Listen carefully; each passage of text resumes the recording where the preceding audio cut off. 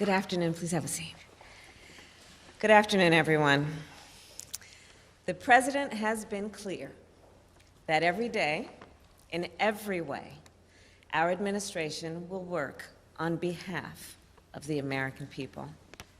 And this has been true as we delivered historic relief through the American Rescue Plan to families and small businesses, as we continue the fight to pass legislation to protect and strengthen the sacred right to vote, and as we continue the work to strengthen our nation's care economy.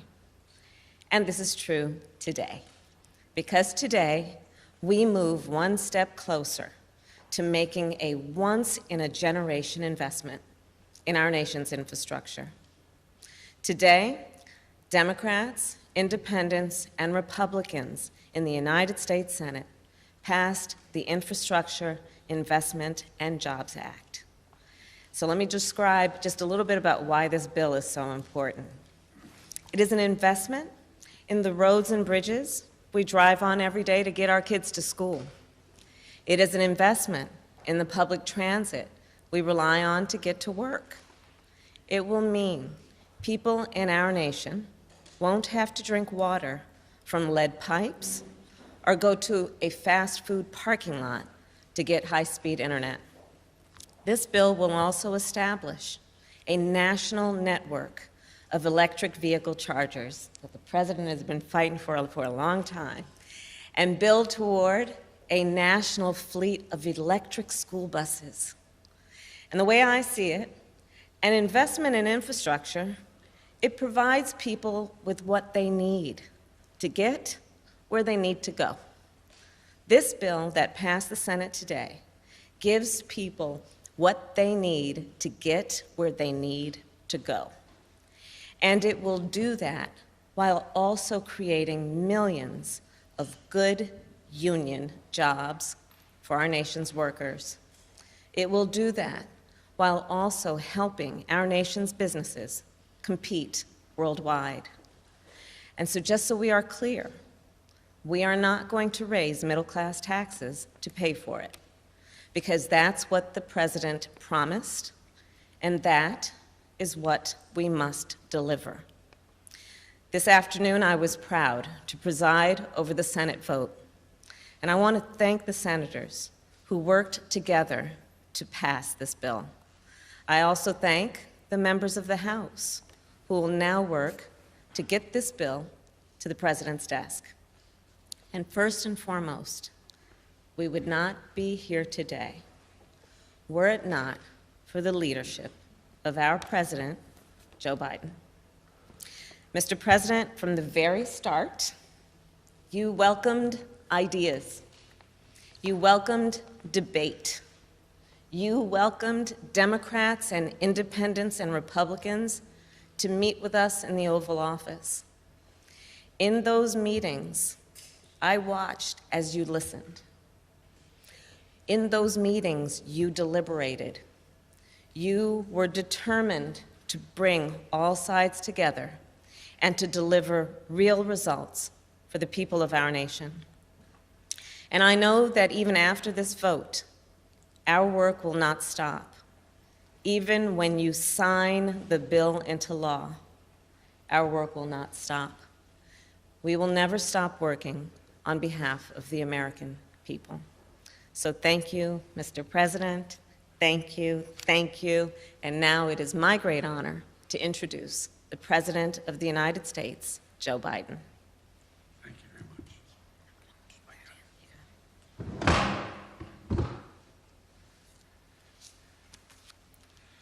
Well, thank you, Madam Vice President. First of all, I want to thank a group of senators, Democrats and Republicans, for doing what they told me they would do. The death of this legislation was mildly premature, as reported. They said they're willing to work in a bipartisan manner, and I want to thank them for keeping their word. That's just what they did. After years and years of infrastructure week, we're on the cusp of an infrastructure decade that I truly believe will transform America. As you all know, just a short while ago, the United States Senate passed the Infrastructure Investment and Jobs Act, the very legislation I ran on when I announced my candidacy for the nomination for president. A historic investment in the nation's roads and highways, bridges and transit, and our drinking water systems and broadband, clean energy, environmental cleanup, and making infrastructure more resilient, and the climate crisis much more in our minds, and how do we deal with it. You know, we're poised once again, and I mean this in a literal sense, to make the same kind of historic investments that have so often made it possible for America to build the future and allow us to outcompete the rest of the world. From building the Erie Canal in the early 1800s, a bipartisan effort, the Transcontinental Railroad, to construction that was constructed during the Civil War, to Dwight Eisenhower's interstate highway system in 1950s, the investments that literally connected our entire nation and fundamentally changed the pattern of life in America, to the public investments that took us to the moon and the discovery of life-saving medicines and vaccines and gave us the internet. America's often had the greatest prosperity and made the most progress when we invest in America itself. And that's what this infrastructure bill does. With overwhelming support from the United States Senate, 69 votes in the Senate, a vote margin bigger than when the interstate highway system passed in the Senate in 1956. It makes key investments that will, one, create millions of good union jobs all across the country, in cities, small towns, rural and tribal communities. America, this is how we truly build back better. This bill is going to put people to work, modernizing our roads and our highways and our bridges so commuters and truckers don't lose time in traffic, saving billions of dollars nationally. Today, up to 10 million homes in America and more than 400,000 schools and child care centers have pipes with lead in them, including for drinking water.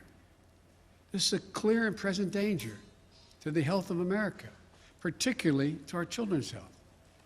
This bill is going to put plumbers and pipe fitters to work, replacing all the nation's lead pipes so every child, every American, can turn on a faucet at home or in school and know they're drinking clean water. During remote learning during the pandemic last year, we saw too many families forced to literally sit in their vehicles in a fast food parking lot so their children could get on the internet they couldn't afford and didn't have access to at home. This bill will deliver affordable high-speed internet to every American, a necessity for the 21st century. We'll also see we've seen in the last couple of years, the damage done in Texas and other places when transmission lines carrying power were taken down by extreme and unanticipated weather, leaving millions of folks without electricity for weeks and weeks, costing our economy billions and billions of dollars. This bill provides upgrades to our power grid so that more secure and resilient and cleaner energy can be transferred across those wires. Down in New Orleans, I met with the incredible women and men who are in charge of the water system, some of it running on technology that is literally 100 years old. This bill is going to provide opportunities to upgrade their system. It also allows American workers to strengthen our natural infrastructure, like our levees. These are at risk of catastrophic collapse in the face of extreme weather like superstorms, wildfires, droughts, hurricanes, and heat waves. Last week, I stood, and many of you were with me, on the south lawn of the White House with the United Auto Workers and with leaders from the big three automobile companies in America, surrounded by iconic American vehicles that will all be electric and made right here in America in not too distant future.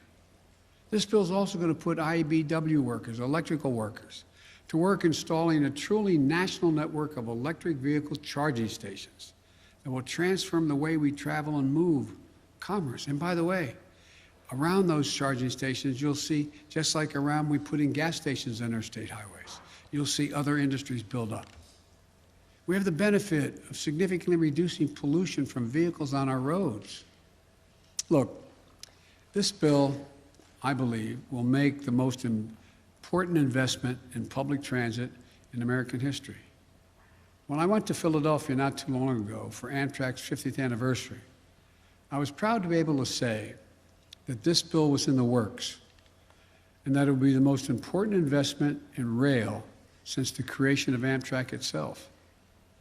This bill will upgrade railroad tracks so people can get to work and their destinations faster, and will build new lines to get people to more places faster, reducing, I might add, pollution as well. And here's another critical part of the bill. 90% of the jobs created don't require a college degree. You're tired of hearing me say it, I know, but this is a blue-collar blueprint to rebuild America. We're going to do all of this by keeping my commitment. We will not raise taxes by 1 cent on people making less than $400,000 a year. Everyone from union to business leaders to economists, left, right, and center, believe the public investment contained in this bill will generate more jobs, higher productivity, higher growth for our economy over the long term. Forecasters on Wall Street project that over the next 10 years, our economy will expand by trillions of dollars, and it will create an additional 2 million jobs a year beyond what was already projected. Good paying jobs all around the country. Experts believe that the majority of the bill's benefits will flow to working families. Faster commutes, cleaner water, less expense, available and affordable internet. These are the things that working families need. At last week's job report shows our economy is recovering at a record rate. 934,000 new jobs created in July. It's going to go up and down, but 4 million jobs created since I took office.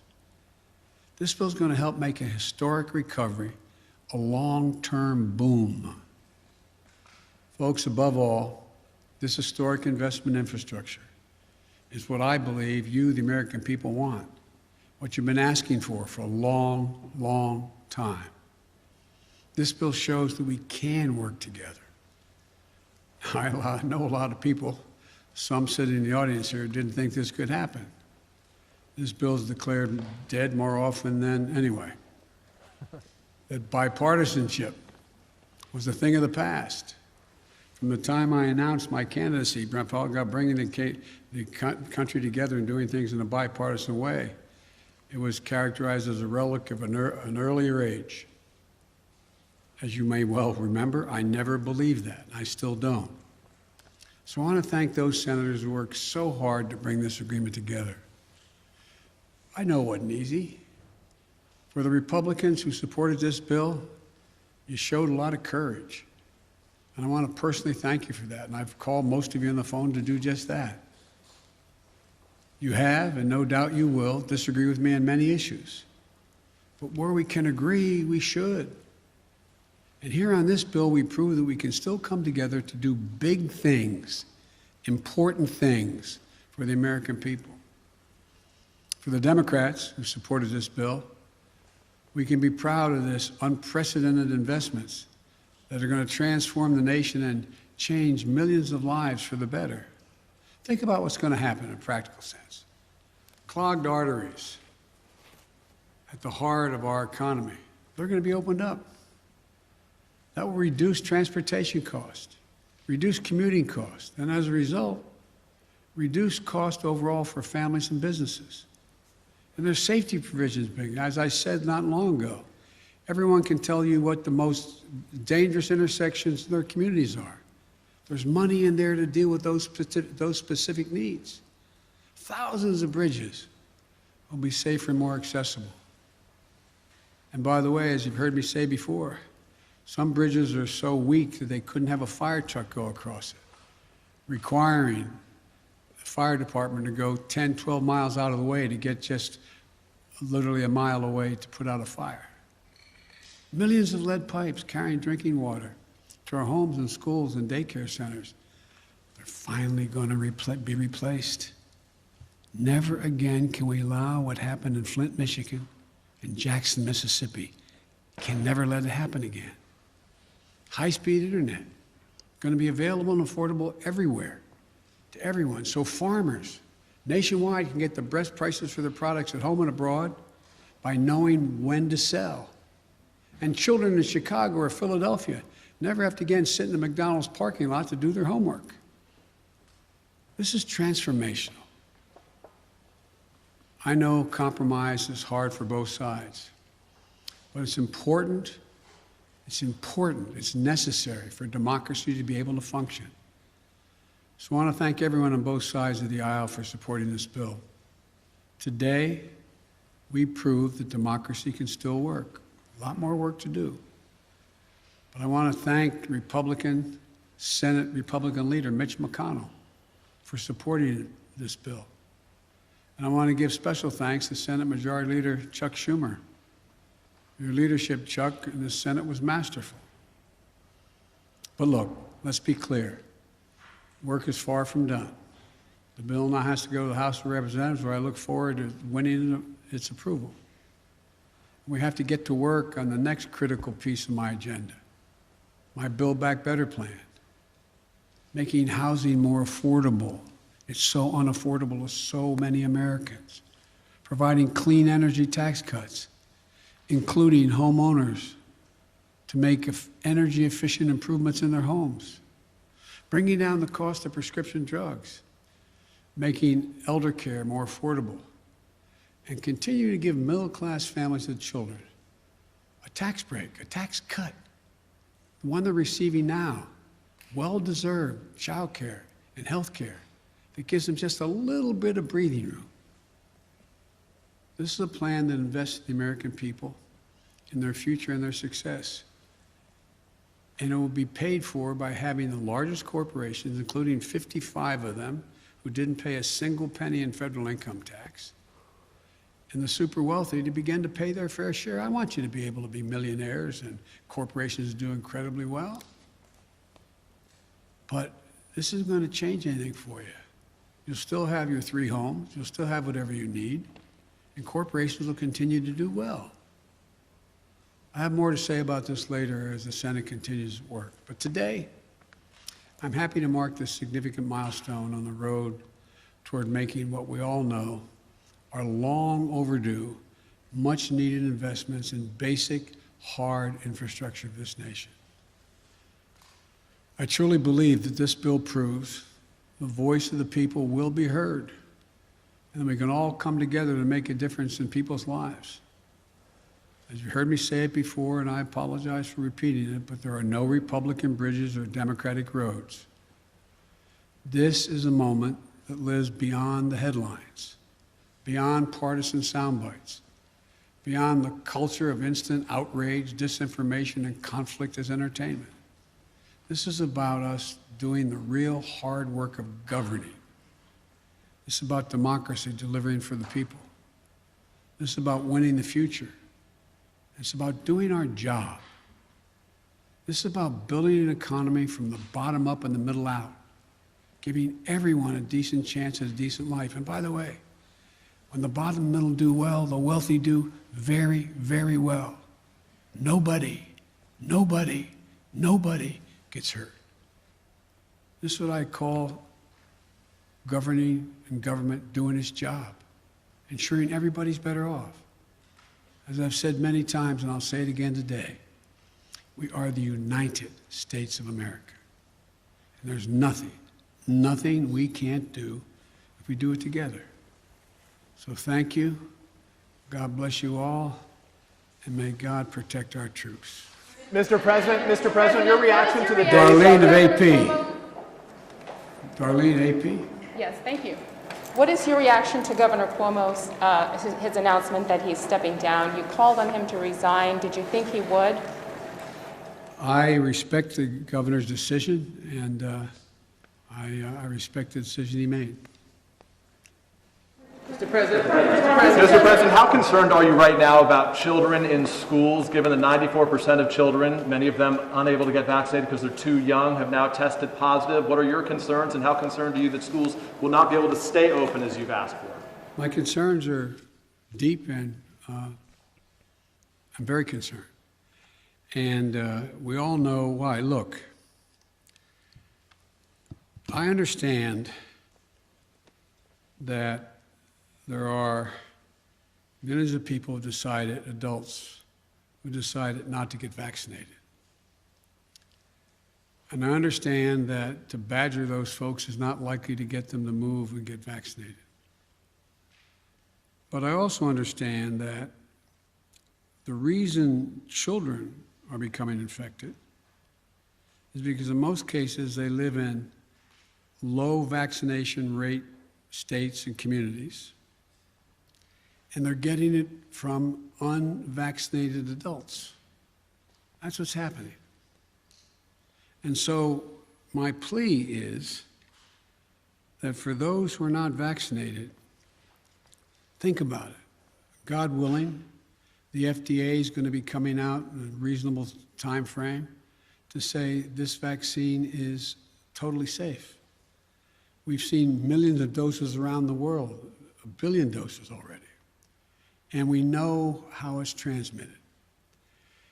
And one of the things that I find a little disingenuous, when I suggest that people in zones where there is a high risk wear the mask like you all are doing, I'm told that government should get out of the way and not do that. They don't have authority to do that.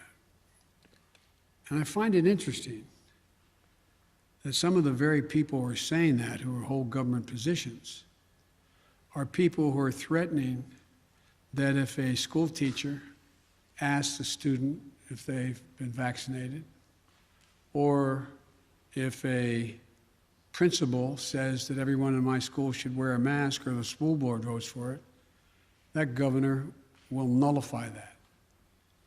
That governor has the authority to say you can't do that.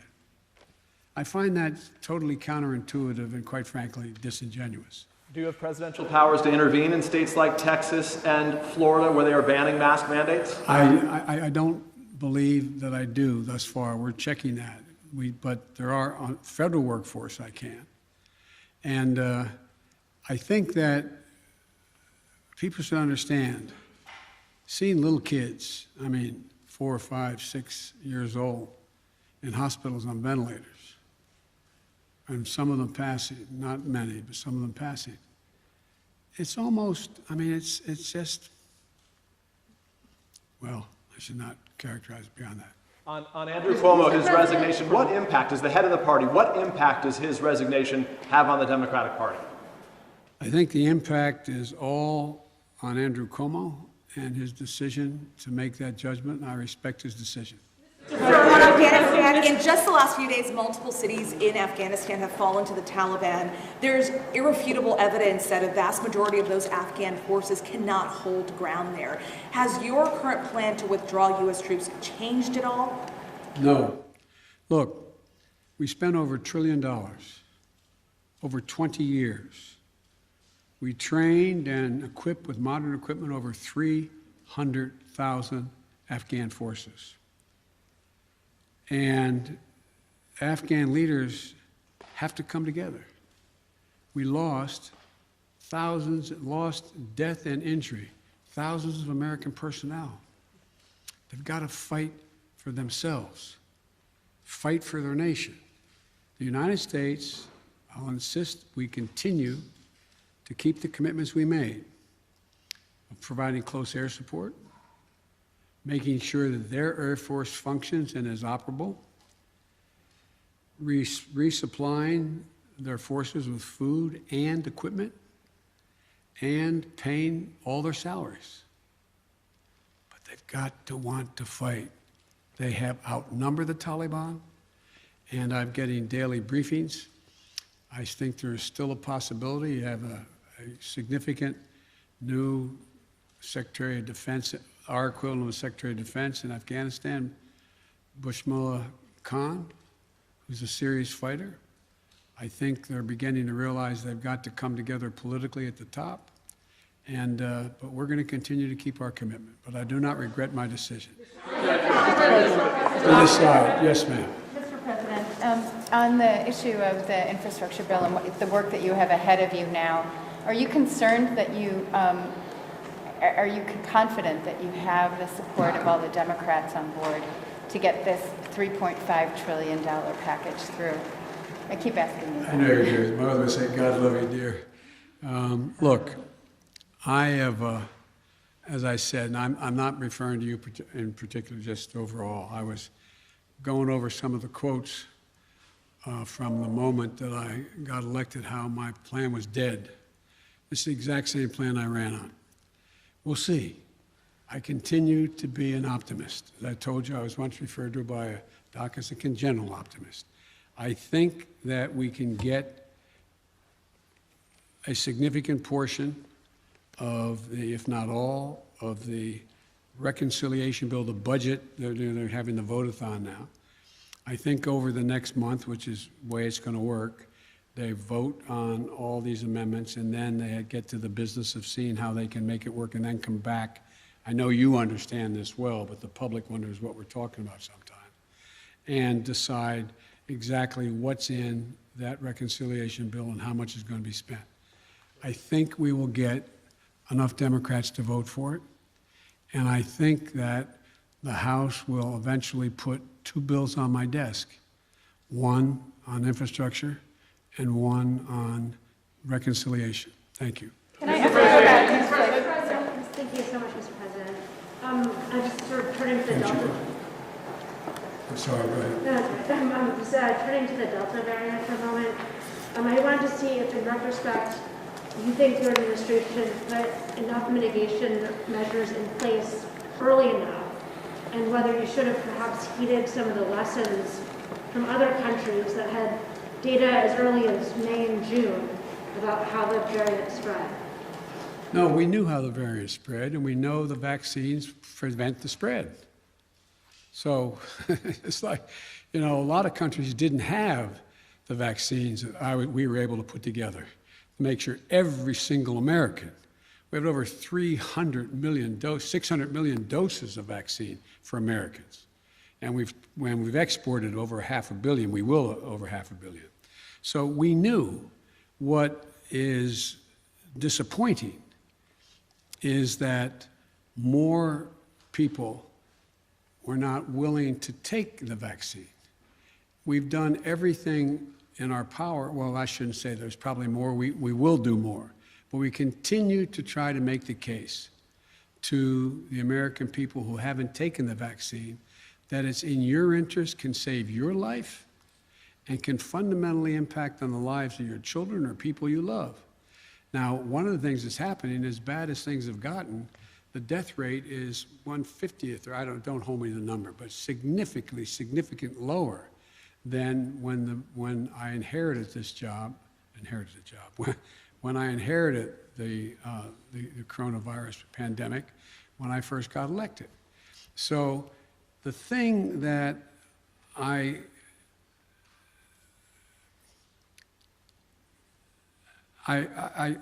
continue to hope that people will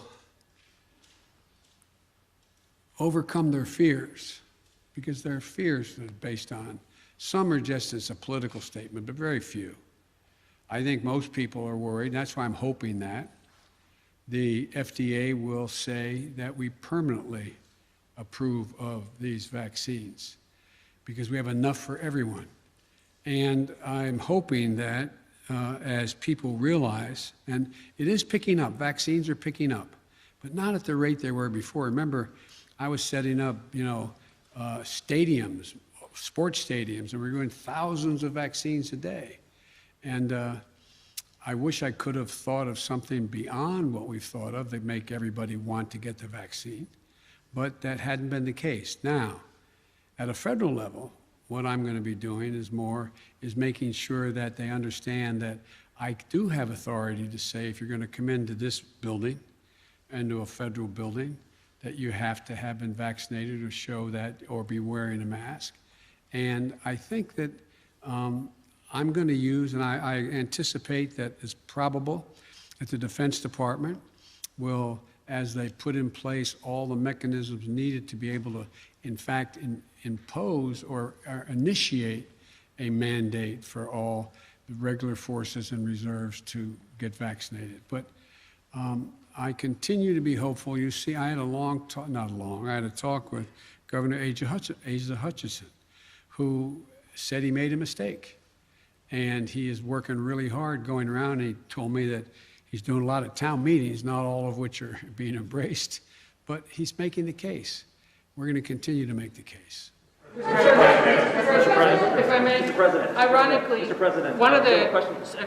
the Democrats through the years that you spoke with about infrastructure the most was Andrew Cuomo, who is resigning, who announced he's resigning today. You had traveled New York with him when you were vice president to the launch of the reconstruction of LaGuardia. He was someone who supported your campaign early on. No, you called on him to resign. No, you condemned the alleged behavior. But you're someone who spends a lot of time with mayors and governors. How would you assess his 10.5 years as governor of the state? In terms of his personal behavior or what he's done as a governor? What he's done as a governor. Thought he's done a hell of a job.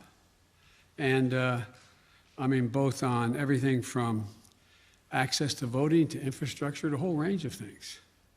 That's why it's so sad. Okay, the last question, right here. Sure, Mr. President, I have a question about the significance of the bipartisan nature of the infrastructure agreement. Are there lessons learned from that agreement that can be applied to voting reform, police reform, or LGBTQ civil rights? By you guys or by me? By anyone.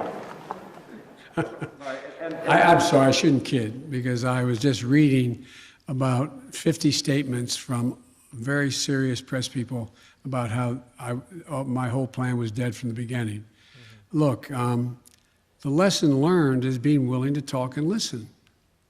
Listen. Call people in. No, let me finish it. And I think the lesson learned is exposing people to other views. And so that's why from the beginning, on all the subjects you raised, I've sat with people and listened to their positions, some in agreement with where I'm in, some in disagreement. And so I think it's a matter of listening. It's part of democracy. Thank you all so much. Sir, why have you not named an FDA commissioner, sir? To this point? He's leaving in 14 I'm not going to days. comment any more on Andrew Cuomo. FDA, you haven't named an FDA commissioner? Why have you not yet named an FDA commissioner, sir? Say again? You haven't named an FDA commissioner yet. I was wondering why you haven't found or named a permanent FDA commissioner yet. We're working on that very hard to make sure we get it passed. Yes. Question for you on infrastructure, but can I quickly follow up on your comment on Governor Cuomo? Can you really say that he has done a quote hell of a job if he's accused of sexually harassing women? Look, you asked two different on the questions. job? I asked the substantive, should he remain as governor, is one question. And women should be believed when they make accusations that are able to, on the face of them, make sense and investigate it. They're investigated, and the judgment was made that what they said was correct. That's one thing. The question is, did he do a good job on infrastructure? That was the question. He did. The question was, how did he do as a governor? No, the question was, correct me if I'm wrong. Well, how was he as a governor generally? Well, the Outside of his governor personal generally, behavior. obviously, Outside of his personal behavior. outside of his personal behavior. But can Okay. you separate the two? Since No, it's I'm all- not. I was asked a specific question. Okay. I'm trying to answer specifically. What do you want to ask me specifically? Well, I'd like to ask you about infrastructure as well. Given that you have said this is such an urgent bill that needs to be passed, why not have the House take it up immediately for a vote?